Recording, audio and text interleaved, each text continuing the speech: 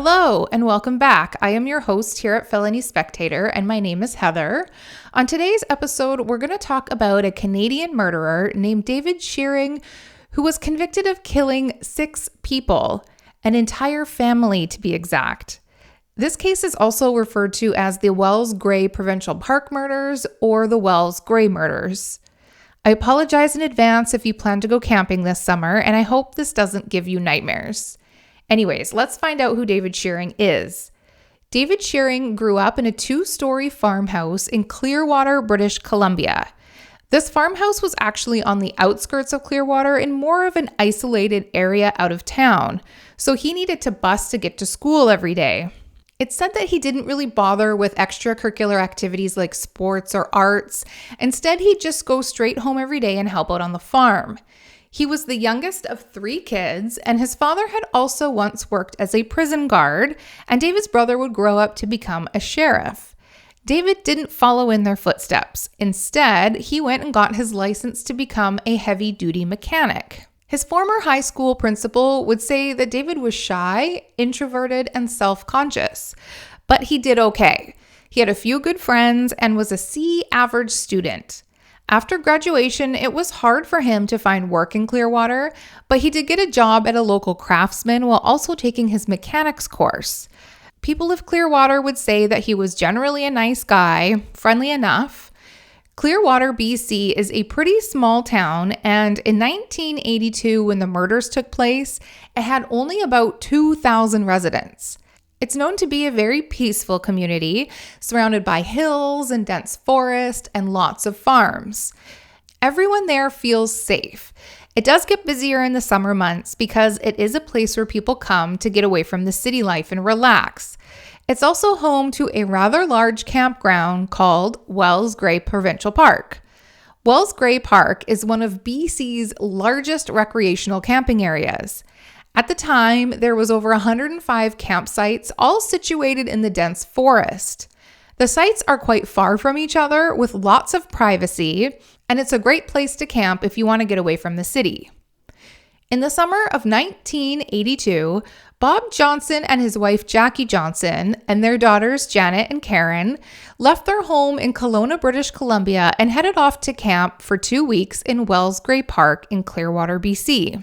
Bob and Jackie's plan was to meet up with Jackie's parents, George and Edith Bentley. The Bentleys, Jackie's mom and dad, loved camping. They were actually in the middle of traveling around BC, camping in various spots, so it was really exciting for them to be camping with their daughter, son-in-law, and grandkids. They were all really close, so the next 2 weeks were going to be a lot of fun. George and Edith had also recently purchased a 1981 Ford Camper Special and brought along a 10-foot aluminum boat. This was obviously before cell phones and social media, so camping back then truly meant that you were unplugged. So they didn't make any phone calls or check in with anyone while they were camping. But after their 2-week camping trip came to an end, Bob Johnson didn't return back to work, which would have been scheduled for August 16th. This was very out of character for him. He had never missed a day of work in the 20 years he was employed. His boss at Gorman Brothers, where Bob worked, waited about a week before filing a missing persons report on August 23rd, 1982. It was discovered that nobody had heard from the Johnsons or the Bentleys since around August 6th of 1982, so their families feared that they were lost in the woods or maybe had a bad car accident. A search immediately started in Wells Gray Park, where they were last known to be.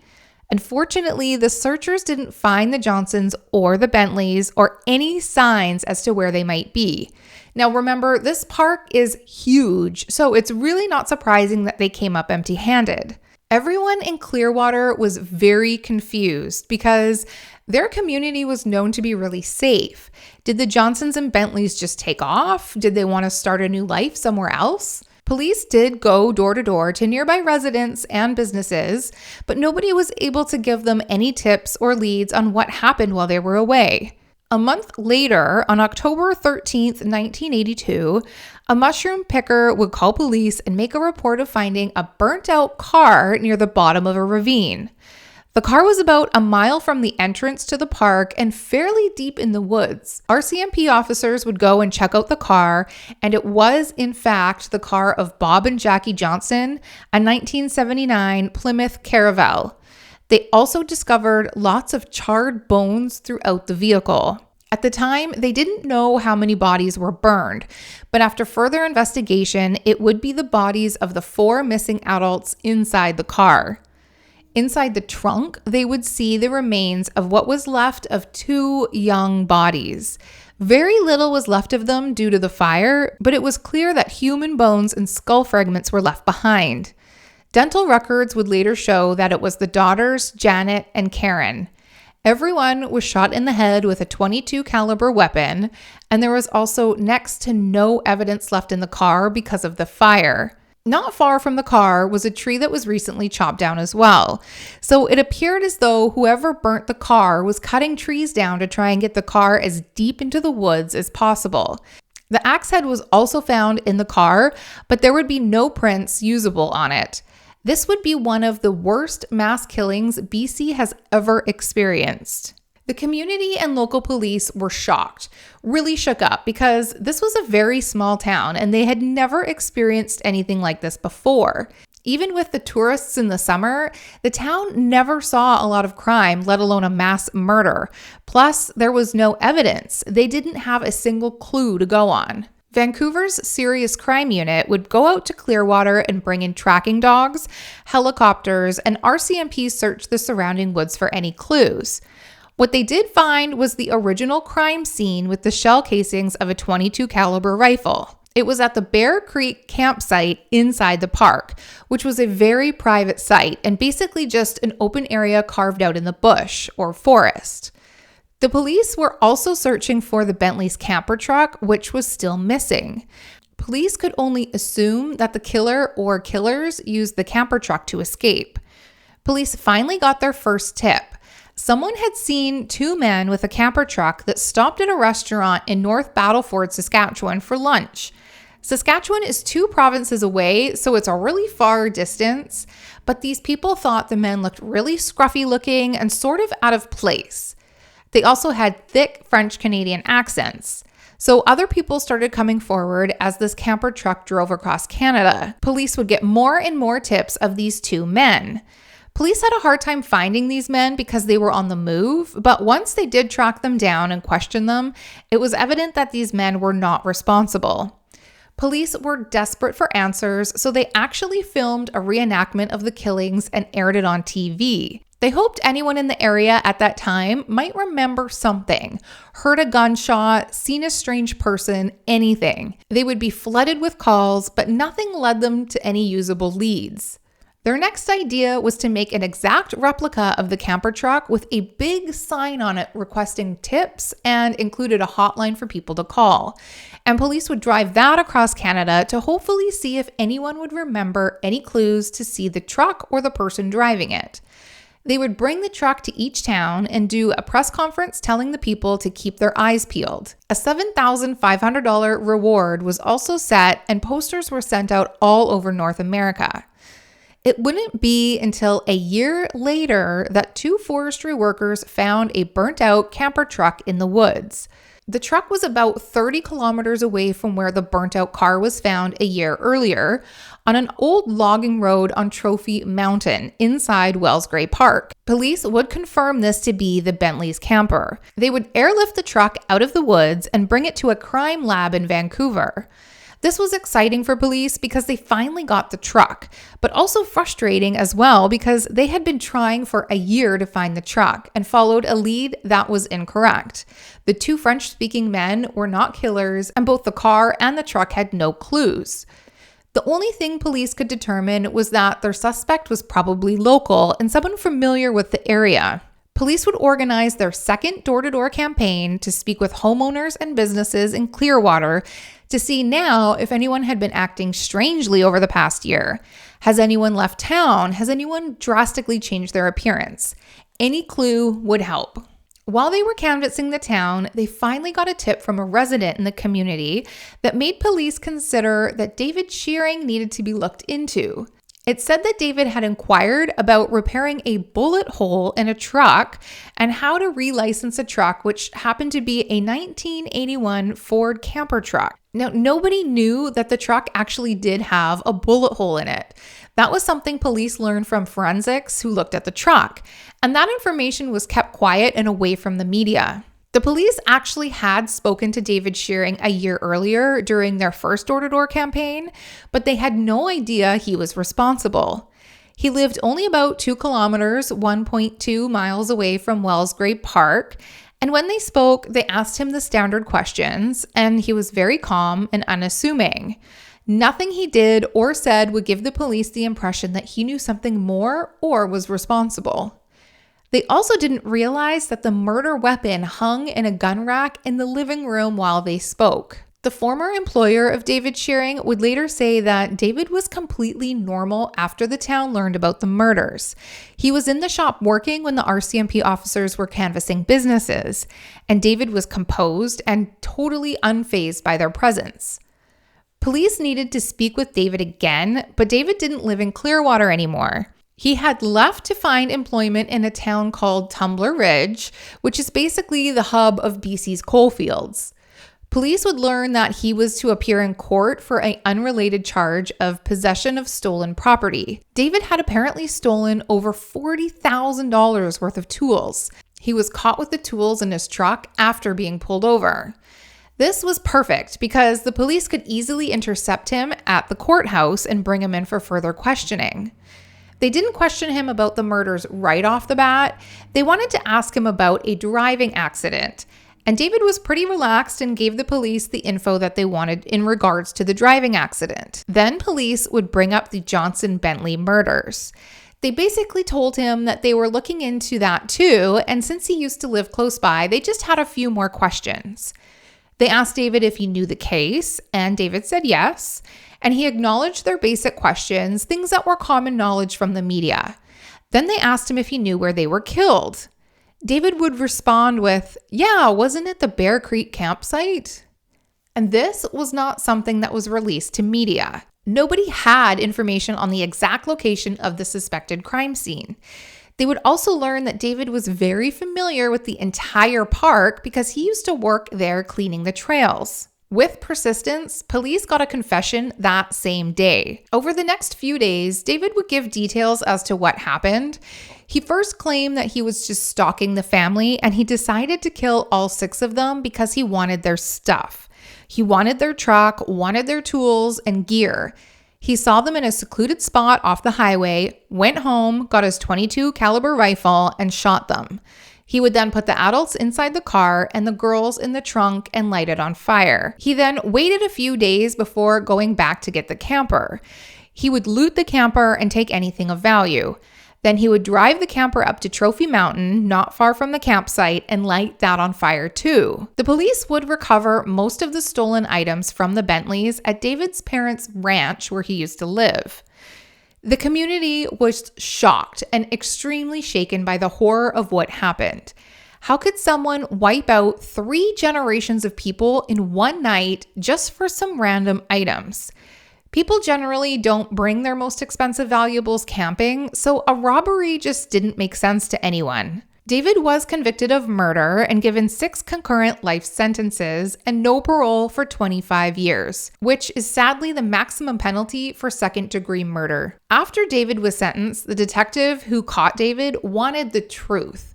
He had made a deal with David that after the trial was over, David would tell him everything. So David would admit that when he stalked the family, it wasn't for their belongings. He was actually attracted to the 2 young girls. He claims he didn't initially intend to kill anyone. Allegedly, he had been having 6 sexual fantasies since the age of about 14. And he never acted on them. He was just too shy. But by the age of 22, for some reason, he couldn't control himself any longer. And when he saw the girls, specifically Janet, who was only 13, he wanted to perform some of those fantasies on her. The only way to do that was to kill the adults first. He would spy on the family for a few days before coming back to the campsite around August 10th. He would ambush the adults while they sat around the fire. He then crawled inside the tent and told the girls a biker gang was on the loose and he would protect them. This is when he would hit Janet first, but she started to cry. And this wasn't the reaction David anticipated, so all the excitement he felt just disappeared. So he brought the girls to his small cabin on the Clearwater River. They stayed at this cabin for only about 2 days until a prison officer knocked on the door. The officer was informing residents that prisoners would be working on the riverbank and not to be alarmed if they saw them. The girls were still alive at this point, but unfortunately, they kept very quiet when the guard was at the door. Once the guard and the workers left, David got scared and he would move the girls to his family's farm. David had kept the girls alive for about 2 weeks, sexually assaulting them and torturing them before finally ending their lives. And nobody knows what sick fantasies he carried out on them, and honestly, it's probably for the best that we don't know. But police who worked on this case are pretty confident that if he ever got released, he would kill again or worse. Now, remember, David had never met this family before, so this was completely random and unprovoked. It was also later discovered from one of David's closest friends that David allegedly drove into a drunk person who was walking on the side of Wells Gray Park Road, and he killed them. And this was a completely different incident, but David fled the scene without seeking help or reporting the incident. So it just further shows the kind of person he truly is. David was not remorseful at all during the trial. And even when speaking to police, he seemed unemotional and cold. He still hasn't shown remorse at all these years later. This case enraged a lot of people in BC and would be a case where citizens would request that we bring back the death penalty. The reason why I chose to talk about David Shearing is because he was in the news recently. Back in February of this year, an online petition started to circulate and it popped up on my Facebook. And this was to deny the parole of David Shearing, who now goes by the name David Ennis, his mother's maiden name. His parole hearing was set for July 2021 to see if he would be granted full parole, meaning he would live in the community again with certain conditions. Probably like don't do drugs, don't go near children, no drinking, no gambling, who knows. I don't know for sure if parole boards take petitions into consideration, but hopefully his crimes are enough to convince them that he should never be set free. He was previously denied parole in 2006 and again in 2008 because he hadn't completed a sex offender treatment program and still had violent sexual fantasies. Canada is all about rehabilitation, but I am not sure a course or a treatment is enough for this man. In 2012, he was denied parole again, but in 2014, he withdrew his application and just didn't bother to apply. While incarcerated, David has met a woman by the name of Heather. Heather started to write to him, fully knowing who he was and what he did. They would continue to write to each other and fall in love. 10 years into his life sentence, they got married. And now he also has kids of his own. And this is very annoying to me. Why do our laws allow incarcerated people to go on to meet people, get married, and have kids? The right to get married and start a family should be taken away. I had to look into this further because it really frustrated me, and I found out that the Canadian justice system actually encourages inmates to write to people because they think being released into a stable environment will give them a better chance of success. And this might be true for some, but are the women who write these letters and fall in love with heartless killers mentally stable themselves? Heather actually believes and says that David would never hurt a fly, and she believes his heart is in the right place. At the moment, he is in a medium security prison. Apparently, he has a TV in his cell and tends to a garden. That sounds lovely. David has also chosen not to participate in counseling or rehab programs. He can apply for parole every 5 years at this point as well, which makes me a bit nervous because he's only in a medium security prison. He's married with kids. A parole board may think he's ready for release. Hopefully not. I mean, he took out 3 generations of people, and the entire extended family is still mourning the loss and trying to understand why a stranger would do such a horrible thing. Cousins, aunts, uncles, they've all suffered so greatly, as well as the community too. For monsters like David Shearing, I don't think he's fixable. The retired sergeant that worked on the case said that he still worries that David Shearing will one day get out, and he compares David to Clifford Olson or Charles Manson. I hope this story didn't scare anyone out of camping this summer. Sorry if it did. That's it for today. I hope you guys like this week's episode. Give it a like if you did and hit subscribe. Thanks again for joining me, and we'll see you next week.